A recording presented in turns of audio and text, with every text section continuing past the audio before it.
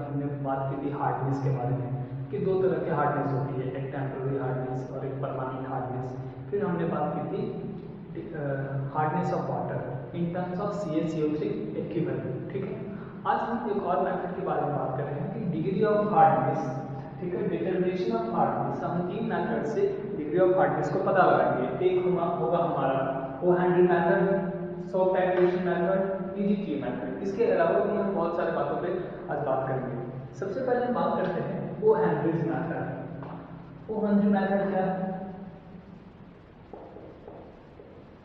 O-Henry method, ठीक है, जैसा कि हमने बात किया था कि टेम्पररी हार्डनेस भी होता है, तो हमने पढ़ा था कि जो टेम्पररी हार्डनेस होता है वो कैल्शियम या मैग्नीशियम आयन के कार्बोनेट या फिर बाइकार्बोनेट की वजह से होता है, जिससे कि हमने कार्बोनेट हार्डनेस कहा था। ठीक है, और परमानेंट हार्डनेस के बारे में हमने क्या कहा था कि जो परमानेंट हार्डनेस होता है यह कैल्शियम या मैग्नीशियम के क्लोराइड्स या फिर सल्फेट के बारे में होता है। ठीक है, तो हमने ये जाना था कि टेम्पररी हार्डनेस जो होते हैं उसे हम क्या कर सकते हैं, बॉइलिंग से रिमूव कर सकते हैं, लेकिन परमानेंट हार्डनेस को बॉइलिंग से रिमूव नहीं कर सकते हैं। जैसे हम बात कर रहे हैं कि अगर हमारे पास कोई सॉल्ट है जैसे CaHCO3, ठीक है, कैल्शियम बाइकार्बोनेट। ठीक है, इसे हम क्या करना है, इसे हमें, क्योंकि ये क्या है टेम्पररी हार्डनेस, ये कौन सा हार्डनेस है, टेम्पररी हार्डनेस है, क्योंकि यहाँ पर हमारे पास कौन सा सॉल्ट है, कार्बोनेट सॉल्ट है। अब हमें क्या करना है कि इसके हार्डनेस को हटाना है, तो हम इसे क्या करेंगे, बॉयल करेंगे। तो बॉयल करने से हमें क्या मिलेगा, बॉयल करने से हमें मिलेगा CaCO3 plus CO2 plus H2। ठीक है, तो ये क्या हो जाते हैं, ये जो है वो पूरी तरह से बाहर हो जाते हैं और हमें क्या मिलता है, ये मिलता है। तो इसलिए हम कहते हैं कि जब CaHCO3, अब वाटर में क्या है, CaHCO3 सॉल्ट प्रेजेंट है और इसे हम हीट करते हैं या इसे क्या करते हैं, बॉयल करते हैं। तो बॉयल करने पर हम ये देखते हैं कि वाटर पूरी तरह से क्या होता है, इससे रिमूव हो जाता है। ठीक है, जैसे हम बात करें अगर हमारे पास MgHCO3 हो, तो अगर हमारे पास MgHCO3 हो और इसे अगर हम हीट करेंगे तो हमें क्या मिलेगा, अगर हमारे पास MgHCO3 हो और इसे अगर हम हीट करते हैं तो हमें मिलता है magnesium डाइहाइड्रोक्साइड MgOH2 plus CO2 plus H2O। ठीक है, तो इस तरह से हमने ये देखा कि हमारे पास एक बॉइलिंग एक ऐसा मेथड है जिससे हम क्या कर सकते हैं कि टेम्पररी हार्डनेस में बॉयल करके क्या कर सकते हैं, उसे हम रिमूव कर सकते हैं। ठीक है, अब हम बात करेंगे परमानेंट हार्डनेस के बारे में कि अगर हमारे पास परमानेंट हार्डनेस हो और उसे हमें अगर रिमूव करना है तो हम क्या करेंगे। ठीक है, तो हम क्या करते हैं कि अगर हमारे पास कोई सॉल्ट हो, ठीक है, जो कि क्या हो, परमानेंट हार्डनेस हो, जैसे हम बात करते हैं कि अगर हमारे पास कोई सॉल्ट हो जिसके कारण क्या हो, परमानेंट हार्डनेस हो, जैसे हम बात करें कि अगर हमारे पास CaCl2 हो, ठीक है, तो हम क्या करते हैं कि अगर हमारे पास CaCl2 का सॉल्ट हो जिसके कारण क्या होती है, वाटर में परमानेंट हार्डनेस होती है, तो हम इसे क्या करते हैं, हम इसे Na2CO3 के साथ रिएक्ट करा देते हैं। अगर हम Na2CO3 के साथ रिएक्ट कराते हैं तो हमें एज ए रिजल्ट क्या मिलेगा, अगर हम इसे Na2CO3 के साथ रिएक्ट करेंगे तो हमें मिलेगा CaCO3 plus NaCl, CaCO3 plus NaCl। तो इस तरह से हमने ये देखा कि परमानेंट हार्डनेस को अगर हम Na2CO3 के साथ रिएक्ट करा देते हैं तो NaCl जो सॉल्ट है, NaCl सॉल्ट होकर के पूरी तरह से क्या हो जाता है, बाहर हो जाता है। CaCO3 भी क्या हो जाता है, बाहर हो जाता है। तो जब ये दोनों प्रेसिपिटेट अलग हो जाएंगे तो हमारे पास बच क्या जाएगा, प्योर वाटर बच जाएगा, सॉफ्ट वाटर बच जाएगा। ठीक है, जैसे अगर हम बात करें MgSO4 हमारे पास MgSO4 और अगर हम MgSO4 को Na2SO3 के साथ रिएक्ट करेंगे तो हमें क्या मिलेगा, Na2CO3 के साथ अगर हम रिएक्ट करेंगे तो एज ए रिजल्टेंट हमें क्या मिलना चाहिए, तो हमें मिलेगा MgCO3।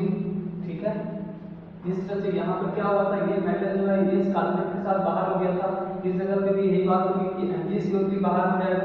ठीक है, MgCO3 बाहर हो जाने के बाद हमारे पास क्या बचेगा, MgCO3 बाहर हो जाने के बाद हमारे पास बचेगा Na2SO4। ठीक है, ये दोनों क्या होंगे कि वाटर से प्रेसिपिटेट होकर के अलग हो जाएंगे। ये दोनों अगर वाटर से प्रेसिपिटेट होकर के अलग हो जाएंगे तो वाटर हमारे पास कौन सा वाटर बचेगा, सॉफ्ट वाटर बचेगा, क्योंकि जिनकी वजह से हार्डनेस थी, जिन सॉल्ट की वजह से हार्डनेस थी, हमने क्या किया है उसी को प्रेसिपिटेट के फॉर्म में क्या कर दिया है, अलग किया है। तो ये कुछ मेथड है जिससे हम क्या कर सकते हैं कि टेम्परेरी और परमानेंट हार्डनेस में जो हार्डनेस है उसे क्या कर सकते हैं, रिमूव कर सकते हैं। So we can say that about first about temporary hardness. Temporary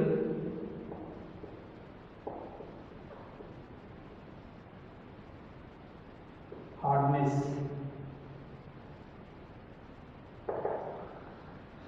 What we do in this method? In this method, temporary hardness is determined by boiling. Okay, and after boiling, we get the product. Okay. After boiling, we get the precipitate product, and water is now soft. So what is so we can say that temporary hardness, it can be removed by boiling water sample. Okay, it can be removed by boiling water sample. Okay, example CaHCO3 2. We boil it. Okay, and after boiling we get CaCO3 plus CO2 plus H2O. And if we have MgSCO3 too,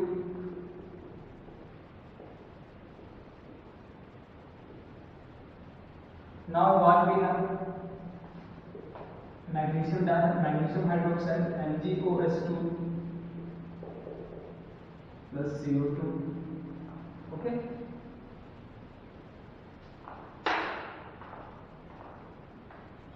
so after that we are going to talk about permanent hardness, determination of permanent hardness. So how we can determine permanent hardness? Permanent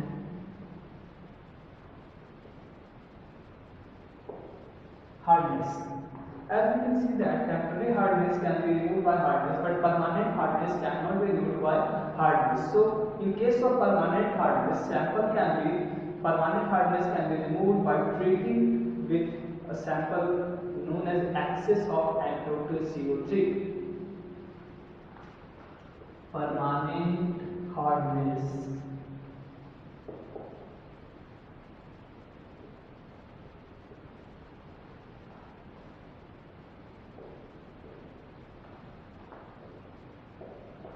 can be removed by treating with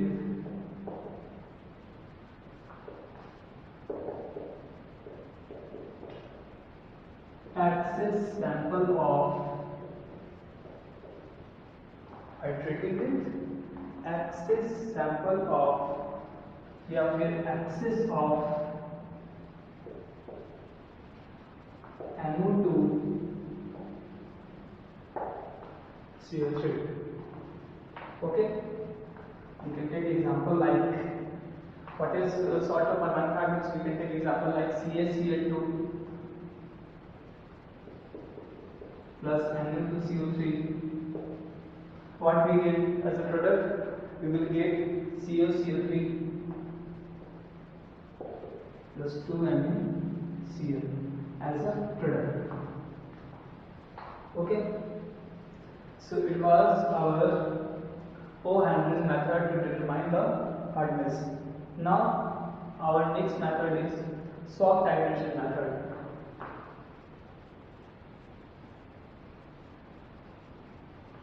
So soft titration method, जैसा कि हमने पढ़ा था in our previous lecture that hard water prevents layering in the soft. Hard water वो होते हैं जो soft के साथ लेयर का फॉर्मेशन, हार्ड वाटर क्या होता है कि हार्ड वाटर वो होते हैं जो सॉफ्ट के साथ लेयर का फॉर्मेशन नहीं करते हैं। तो हम सॉफ्ट टाइट्रेशन मेथड का यूज कैसे करते हैं, देखिए soft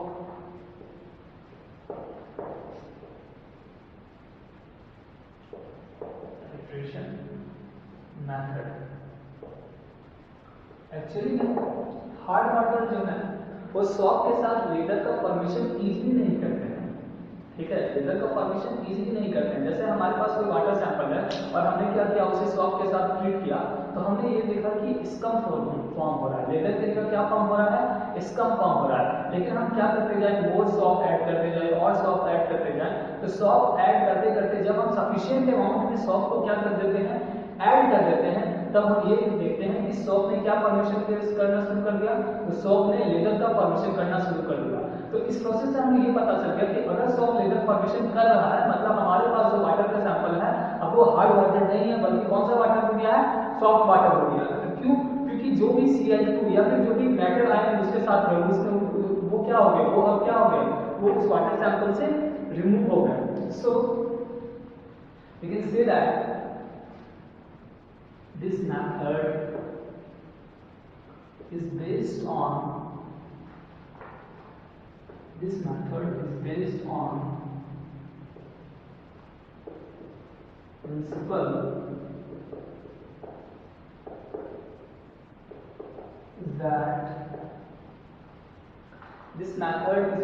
principle is that when a soap is added to water,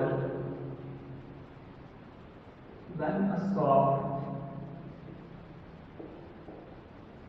is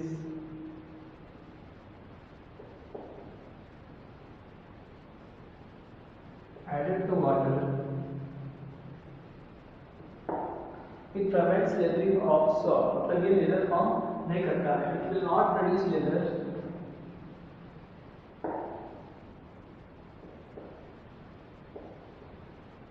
it will not reduce leather.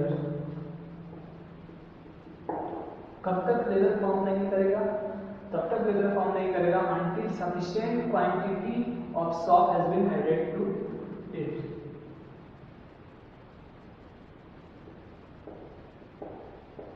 Until sufficient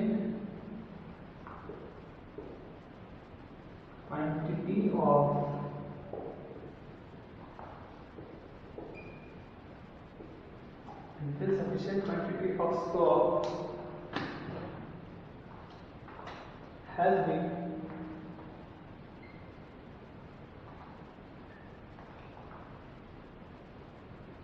added to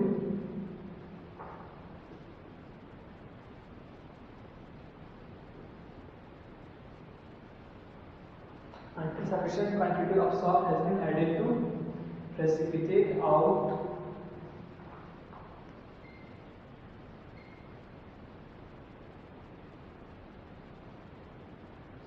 all the hardness reducing metal ion।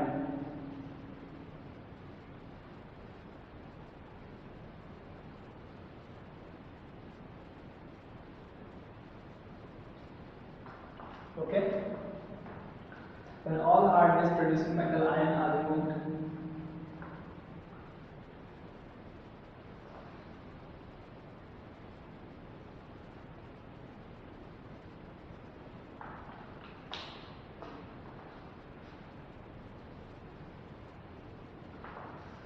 First क्या हो रहा है कि ये मेथड किस मेथड प्रिंसिपल पे based है, ये मेथड किस प्रिंसिपल पे बेस्ड है कि when a soap is added to water, जब हम क्या करते हैं सॉप को वाटर में ऐड करते हैं, it will not produce leather until sufficient quantity of soap has been added। ये लेदर का फॉर्मेशन नहीं करेगा, ये लेदर का फॉर्मेशन तब तक नहीं करेगा जब तक हम क्या करें, जब तक हम सफिशिएंट क्वांटिटी ऑफ ऐड को उसमें ऐड, जब तक हम सफिशिएंट क्वांटिटी ऑफ सॉप को उसमें ऐड करें। जब हम सफिशिएंट क्वांटिटी ऑफ सॉप को उसमें ऐड करते हैं तो क्या होते हैं कि जो भी मेटल आयन है वो प्रेसिपिटेट का फॉर्म में क्या हो जाते हैं, बाहर आ जाते हैं। जो भी मेटल आयन है प्रेसिपिटेट का फॉर्म में क्या हो जाते हैं, बाहर आ जाते हैं। और जब सभी प्रोड्यूसिंग जो मेटल आयन है जब वो रिमूव हो जाएंगे तो क्या होगा, further addition of soap gives lather, और तब हम जब सॉप को ऐड करते हैं तो वो क्या होगा, लेदर फॉर्म करेंगे। So we can say that when all hardness producing metal ion are removed, after that when all hardness reducing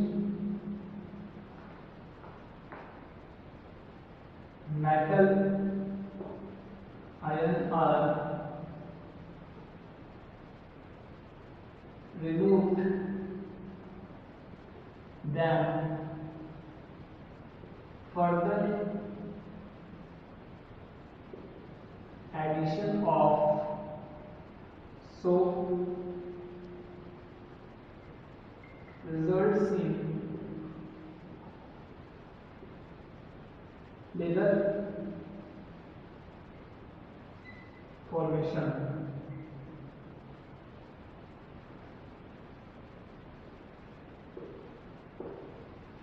Resulting leather formation.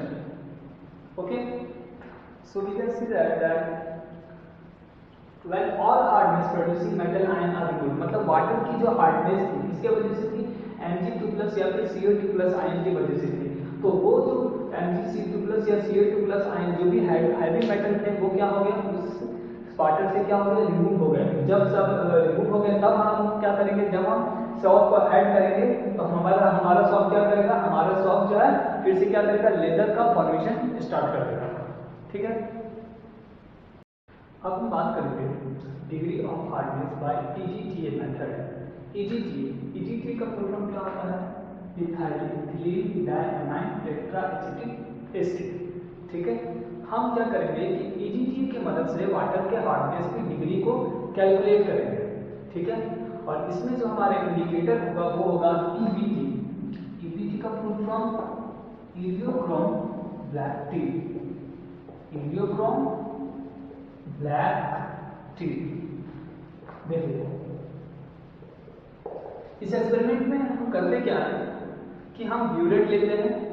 ठीक है, ब्यूरेट को हम फिल कर देते हैं, ये हमारा हो गया ब्यूरेट।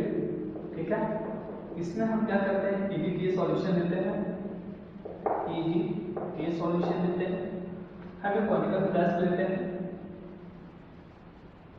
और जब हम क्या इस कॉनिकल फ्लास्क में हम वाटर सैंपल लेते हैं। ठीक है, ये है हमारा हार्ड वाटर, ये क्या है हमारा हार्ड वाटर सैंपल है जो कि हार्ड वाटर है। तो और अगर ये हार्ड वाटर हो तो इसमें क्या होंगे, कैल्शियम या फिर मैग्नीशियम आयन होंगे।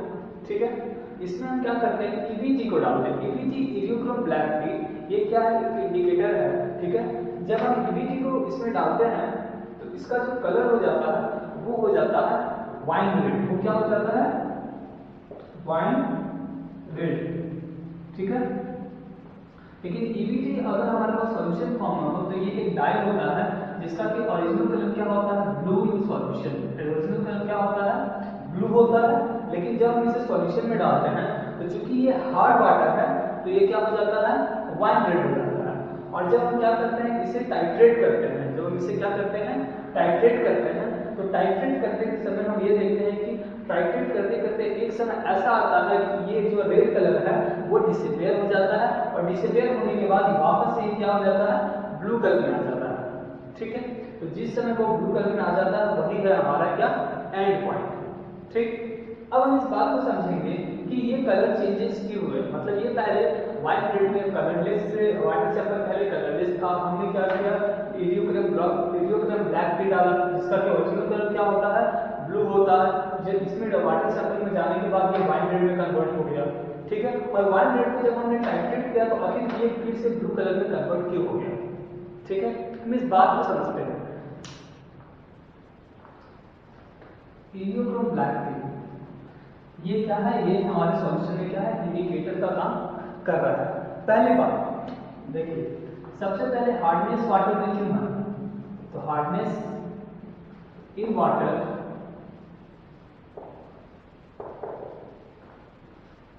is due to presence of Ca2+ और Mg2+ आयन। ठीक है, मतलब वाटर में अगर हार्डनेस है तो Ca2+ के कारण है और Mg2+ आयन के कारण है। ठीक है, जब हम EBT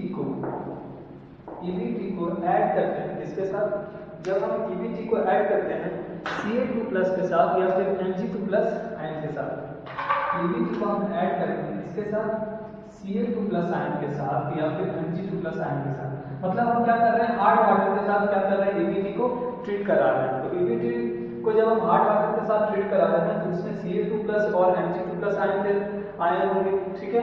तो ये क्या करेंगे, जब EBT Ca2+ और Mg2+ आयन के साथ ट्रीट करता है तो हमें क्या मिलता है, हमें एक अनस्टेबल कॉम्प्लेक्स मिलता है, हमें एक अनस्टेबल कॉम्प्लेक्स मिलता है जिसका कि कलर क्या होता है, वाइन रेड होता है। मतलब EBT क्या होता है, वो जुड़ जाता है किसके साथ, EBT जुड़ जाता है Ca2+ के साथ और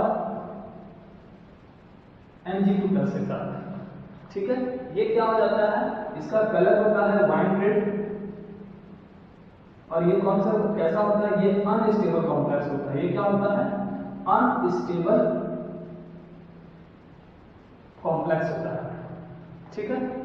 अब हम क्या करते हैं कि जब हम इस अनस्टेबल कॉम्प्लेक्स को टाइट्रेट कराते हैं, किसके साथ टाइट्रेट कराते हैं, EDTA के साथ। ये जो हमारा अनस्टेबल कॉम्प्लेक्स है, जब हम EDTA के साथ टाइट्रेट कराते हैं तो हम क्या देखते हैं, तो हम ये देखते हैं कि ये जो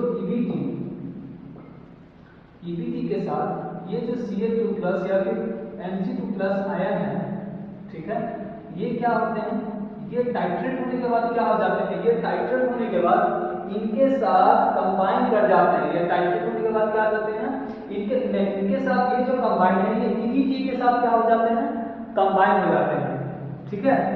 इसे हम किसके साथ ट्रीट कराते हैं, इसे हम EDTA के साथ ट्रीट कराते हैं।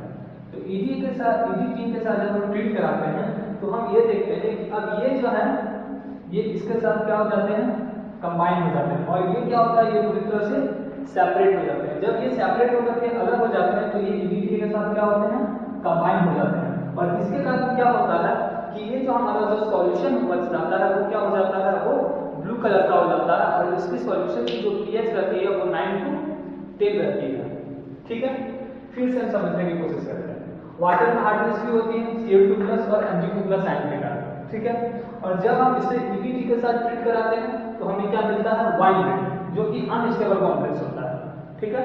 और अब हम क्या करते हैं कि ये जो वाइन रेड कॉम्प्लेक्स मिला इसे हम EDTA के साथ ट्रीट कराते हैं। तो जब हम EDTA के साथ ट्रीट कराते हैं तो ये इसके साथ कंबाइन हो गया, तो Ca2+ और Mg2+ के कारण EBT का कलर कैसा था, वाइन रेड था, EBT का कलर वाइन रेड था। लेकिन जब ये EBT को छोड़ करके इसके साथ EDTA के साथ कंबाइन हो गया तब तो सॉल्यूशन में हमारा क्या बच गया, सिर्फ और सिर्फ EBT बच गया, और इस EBT के कारण क्या होता है कि इसका जो कलर है वो ये क्या हो जाता है, ये पूरी तरह से क्या हो जाता है, ब्लू हो जाता है, ठीक है। इसे हम लैंग्वेज के तौर पर भी समझते हैं, EDTA method.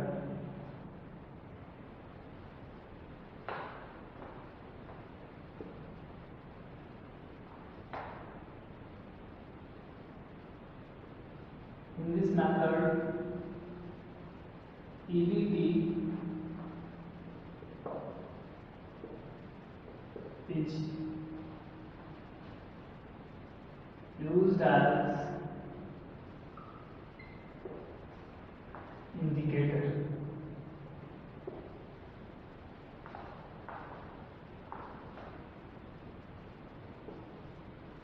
It is based on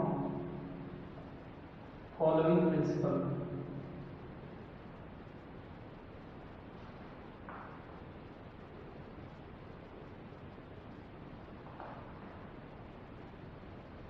सबसे पहले स्टेप में क्या होता है, सबसे पहले स्टेप में हमारा जो इंडिकेटर है EBT वो वाटर सैंपल के साथ कंबाइन करता है, और वाटर सैंपल के साथ कंबाइन करके एक अनस्टेबल कॉम्प्लेक्स बनाता है, ठीक है। सबसे पहले लिखते हैं कि in this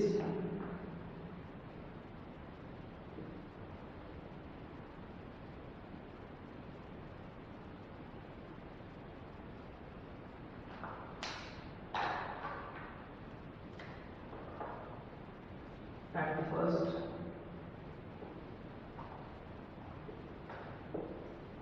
indicator EBT is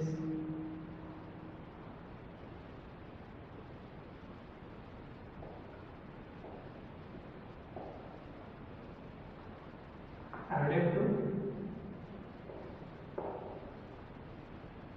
water sample। और वाटर सैंपल कैसा है? हार्ड वाटर सैंपल है। Okay, due to this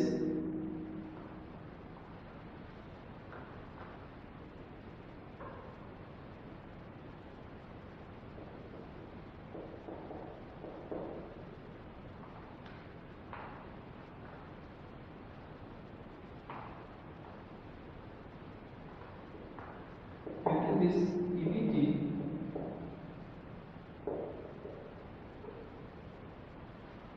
which is blue in color,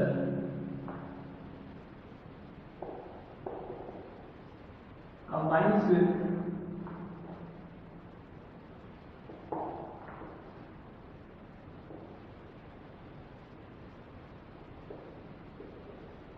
water sample, EBT combines with water sample and form a unstable complex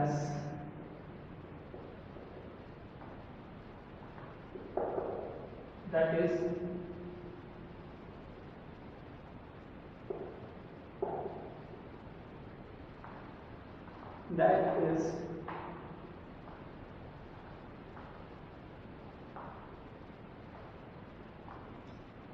red wine complex।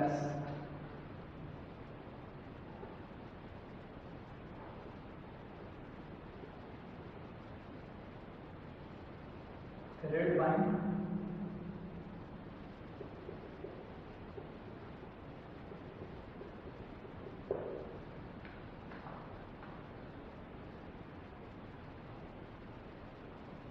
that is red white under sample complex। Okay, first step में क्या होता है? First step में indicator EBT को हम add करते हैं water sample के साथ। जब हम इंडिकेटर EBT को ऐड करते हैं वाटर सैंपल के साथ तो EBT क्या होता है? EBT कंबाइन करता है किसके साथ? EBT कंबाइन करता है वाटर सैंपल के साथ और क्या फॉर्म करता है? और फॉर्म करता है एक अनस्टेबल कॉम्प्लेक्स। उस अनस्टेबल कॉम्प्लेक्स का कलर कैसा होता है? तो वो जो अनस्टेबल कॉम्प्लेक्स होता है उसका कलर हो जाता है रेड वाइन। ठीक है, फर्स्ट स्टेप समझ में आया होगा। जैसे वाटर का सैंपल है Mg2+ या फिर Cu2+ वाटर में प्रेजेंट है और ये EBT के साथ कंबाइन करेंगे तो क्या बनाएंगे? EBT Mg2+ Cu2+। कौन सा कलर होगा? वाइन रेड कलर होगा। ठीक है, वाइन रेड कलर होगा और ये जो वाइन रेड कलर है ये कैसा कॉम्प्लेक्स है? ये अनस्टेबल कॉम्प्लेक्स है। ठीक है, अब अगले प्रोसेस में क्या होगा? Now we titrate this unstable complex with EDTA solution.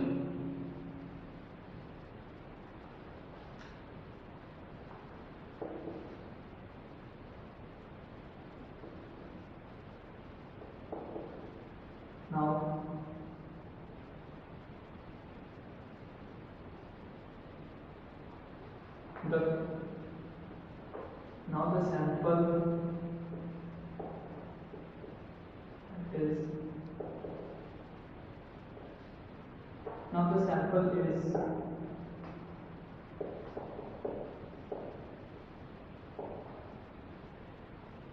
say that given sample. Now the given sample is titrated with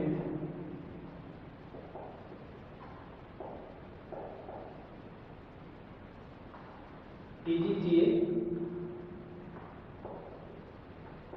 solution. Okay, now the sample is titrated with EDTA solution in which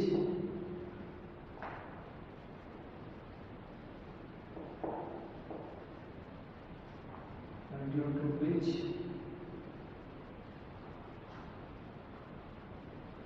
Ca2+ और Mg2+ and combines with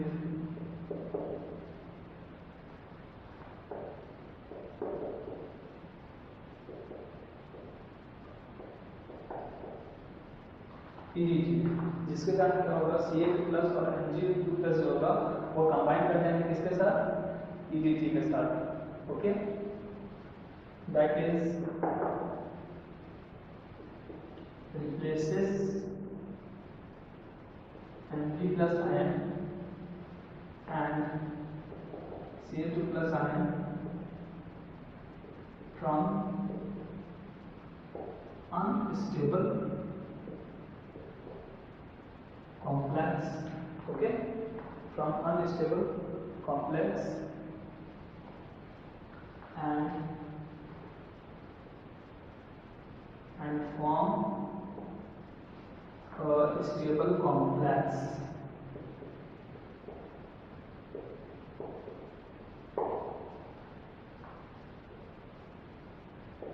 due to which now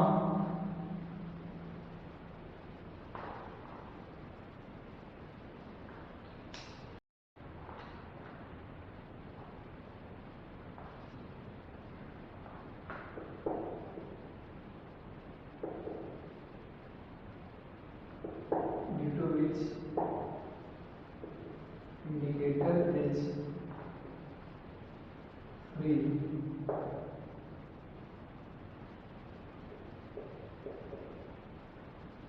अब क्या हो गया, हमारा जो EDT था वो क्या हो गया, फ्री हो गया. तो फ्री होने का मतलब क्या हो गया, that is free indicator. Free indicator is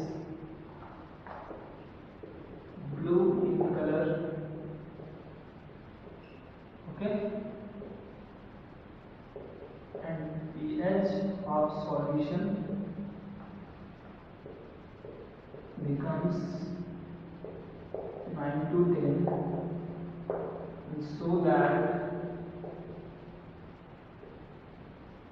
the end point is appearance of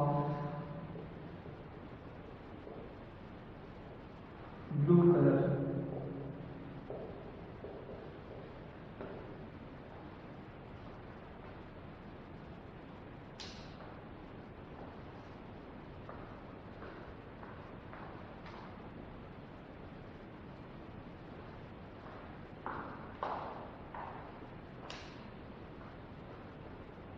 Now it is EDTA method. Okay, now we have to proceed to calculation. हमने ये सीखा कि EDTA मेथड से हम डिग्री ऑफ हार्डनेस को calculate कैसे करेंगे. अब हम इस चीज को जानेंगे. ठीक है, देखिए इस प्रोसेस में क्या था कि जैसे हमने क्या यूनिट में क्या लिया था, EDT का सॉल्यूशन लिया था. ठीक है, और हमारे पास क्या था सॉल्यूशन, वाटर सॉल्यूशन था, उसमें हमने EDT को डाला था. तो EDT को डालने के बाद हमारा सॉल्यूशन का कलर जो हो गया था वो हो गया था व्हाइट रेड. तो जब हम टाइट्रेट कर रहे थे तो हमने ये देखा कि सॉल्यूशन मेरा ब्लू हो गया. ठीक है, तो ये जो सॉल्यूशन जो ब्लू हुआ क्यों हुआ, क्योंकि Ca2 प्लस और Mg2 प्लस आयन किसके साथ कंबाइन कर गया, EDT के साथ कंबाइन कर गया. तो जितना EDTA सैंपल हमारा कंज्यूम होगा, जितना EDTA सैंपल हमारा कंज्यूम होगा, हमारा वाटर सैंपल क्या होगा उतना ही हार्ड होगा. ठीक है, अब हम इसके कैलकुलेशन के बारे में बात करेंगे. ठीक है,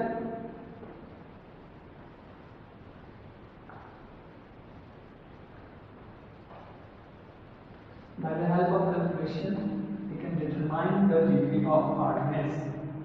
अभी हमने ये जान लिया कि सॉल्यूशन का कलर रेड क्यों होता है, सॉल्यूशन का कलर रेड से ब्लू क्यों होता है. ठीक है, हम क्या कर रहे हैं, हम मान रहे हैं कि आप मान लीजिए कि आपके पास 1000 ml EDTA सॉल्यूशन है. ठीक है, आपके पास क्या है 1000 ml क्या है EDTA है. कितना EDTA, 1000 ml EDTA ऑफ 1.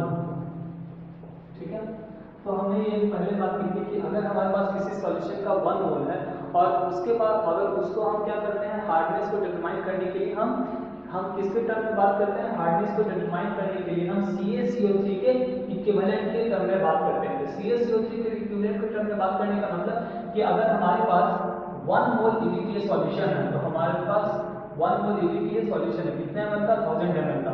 हमारे पास 1000 ml EDTA सॉल्यूशन है जिसकी मोलरिटी कितनी है 1 मोल। मतलब हमारे पास 1 मोल CaCO3 क्या सैंपल है हमारे पास 1 मोल CaCO3 है। मतलब हमारे पास कितने CaCO3 है हमारे पास 1 mole is equal to 100 gram of CO3 है।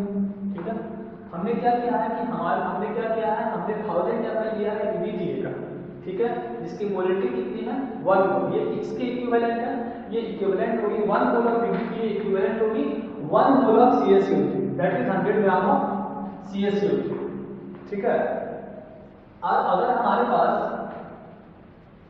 1 मोल EDTA हो, ठीक है, जिसकी मोलरिटी क्या हो 0.1 मोल हो, तो उस हिसाब से हमारे पास CaCO3 का अमाउंट कितना हो जाएगा। तो CaCO3 का जो अमाउंट होगा वो कितना होगा, वो होगा हमारे पास 1 मोल की जगह हम 0.01 मोल लेते हैं ताकि हमारे कैलकुलेशन क्या हो जाए इजी हो जाए। अगर हमारे पास 0.01 मोल हो तो हमारे पास CaCO3 का अमाउंट कितना हो जाएगा, वो हो जाएगा 100 इंटू 1/1000 इंटू 1/100 100 into 1/1000 into 1/100 ग्राम CaCO3।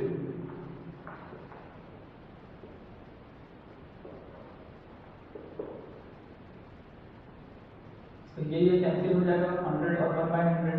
हमारे पास क्या बच गया 1/1000 ग्राम CaCO3। 1/1000 ग्राम CaCO3 हम इसको कितना लिख सकते हैं, क्या हम 1/1000 ग्राम CaCO3 को 1 मिलीग्राम CaCO3 लिख सकते हैं, 1 मिलीग्राम ऑफ CaCO3। ठीक है, मतलब हम ये लिख सकते हैं कि अगर हमारे पास 1 ml EDTA सॉल्यूशन, अगर हमारे पास 1 ml EDTA सॉल्यूशन है जिसकी मोलरिटी 0.01 मोल हो तो वो कितने के इक्वल होगा, तो हाँ वो 1 मिलीग्राम CaCO3 के इक्वल होगा। इस रिलेशन को हम आगे यूज करेंगे। 1 ml of EDTA 0.01 mole is equal to 1 milligram of CaCO3। Now अगर हम बात करें वॉल्यूम के टर्म में, अगर हमारे पास V ml हो EDTA का, अगर हमारे पास V ml हो EDTA का जिसकी मोलरिटी कितनी होगी 0.01 मोल होगी, ठीक है, तो हमारे पास कितने ग्राम CaCO3 होंगे, तो हमारे पास कितने ग्राम CaCO3 होंगे, हमारे पास x मिलीग्राम ऑफ CaCO3 होंगे। क्रॉस मल्टीप्लिकेशन करके देख सकते हैं। अगर हमारे पास 1 ml EDTA सॉल्यूशन है 0.01 मोलर का तो हमारे पास 1 मिलीग्राम CaCO3। अगर हमारे पास V ml EDTA सॉल्यूशन है तो हमें नहीं पता कि हमारे पास कितना सॉल्यूशन है 0.01 ml का V ml है। अगर हमारे पास V ml है तो CaCO3 कितना हो जाएगा x मिलीग्राम ऑफ CaCO3 हो जाएगा। ठीक है, अब हम बात कर रहे हैं कि अगर हमारे पास कोई वाटर सैंपल, हमारे पास क्या है कोई वाटर सैंपल, उस वाटर सैंपल का हमारे पास कितना अमाउंट है नहीं पता, हम मान लेते हैं A ml of water sample, कितना वाटर सैंपल है A ml of water sample contains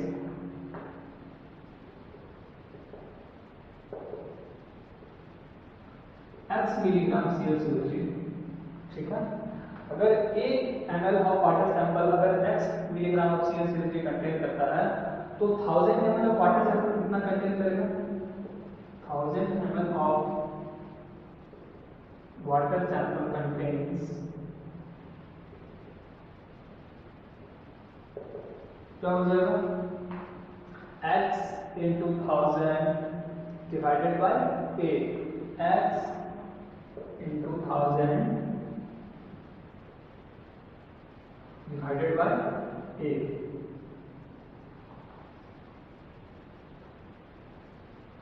ये मैंने जितना भी बताया है, ये मैंने आपको क्या बताया है, ये मैंने जितना भी बताया ये सब आपको फॉर्मूला बताया है। ठीक है, तो अगर आपके पास 1000 ml वाटर सैंपल हो, ठीक है, अगर आपके आपको पास अगर कैलकुलेशन में दिया हुआ रहेगा सब कुछ, तो आप इससे आप अपने क्वेश्चन को क्या कर सकते हैं, आसानी से सॉल्व कर सकते हैं। आपको एक कंडीशन याद करना होगा क्या कि अगर आपके पास कितना भी ईवीटीए सॉल्यूशन है, अगर आपके पास 1 अगर आपके पास ईवीटीए सॉल्यूशन का 1 मिलीलीटर हो और जिसकी मोलरिटी क्या हो 0.01 हो, तो वो हमेशा इक्वल होगा किसके 1 मिलीग्राम CaCO3 के। ठीक है, अब ये इस डाटा का यूज करके हम किसी क्वेश्चन को इसके सॉल्व कर सकते हैं। ठीक है, जैसे मैं बात करूं, आपके पास एक क्वेश्चन दिया हुआ कि आपके पास एक वाटर सैंपल है। ठीक है, कितना वाटर सैंपल है, 100 ml वाटर सैंपल है।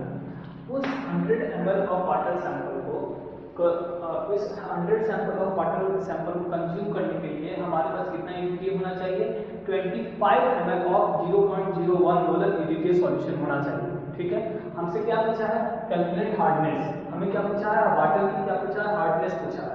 ठीक है, तो मैंने कभी बात की थी कि जो यूनिट ऑफ हार्डनेस होती है वो क्या होती है, वो होती है मिलीग्राम पर लीटर, मतलब 1 लीटर में कितना मिलीग्राम CaCO3 प्रेजेंट है। और मैंने अभी कंडीशन आपको बताया था कि अगर आपके पास 1 ml ऑफ 0.01 मोलर ईवीटीए है तो आपके पास कितना मिलीग्राम CaCO3 है, 1 मिलीग्राम CaCO3 है। ठीक है, जैसे कि अगर आपके पास 1 ml ऑफ किसका 0.01 molar EDTA 0.01 molar EDTA is equal to 1 milligram of CaCO3। ठीक है, तो आपके पास क्वेश्चन में कितना दिया हुआ है, 25 ml दिया हुआ है, तो इसका 25 ml ऑफ 0.01 मोलर EDTA इसके इक्वल हो जाएगा 25 ml ऑफ 0.01 मोलर EDTA, ये हो जाएगा 25 मिलीग्राम ऑफ CaCO3 के इक्वल हो जाएगा। ठीक है, 25 मिलीग्राम ऑफ CaCO3 के इक्वल हो जाएगा। ठीक है, इसका मतलब कि क्वेश्चन से हमें पता चल रहा है कि 25 ml ऑफ 0.01 मोलर EDTA हमारा कंज्यूम हो रहा है, कब, जब हमारा वाटर सैंपल कितना है 100 ml है। तो we can say that by titration से हमें क्या पता चला कि 25 ml of 0.01 molar EDTA solution ये किसके इक्वल हो जाएगा, ये हो जाएगा आपका 100 ml ऑफ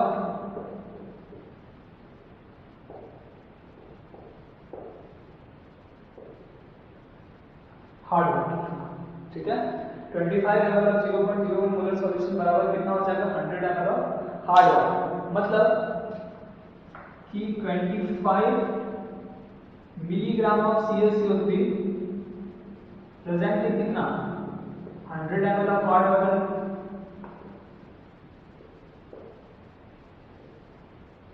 ठीक है, क्योंकि अगर 1 ml ऑफ 0.01 मोलर सॉल्यूशन अगर 1 मिलीग्राम ऑफ CaCO3 के इक्वल है, 1 ml of 0.01 molar EDTA solution 1 milligram CaCO3 के इक्वल है, तो 25 ml of 0.01 molar EDTA 25 milligram of CaCO3 के इक्वल होगा।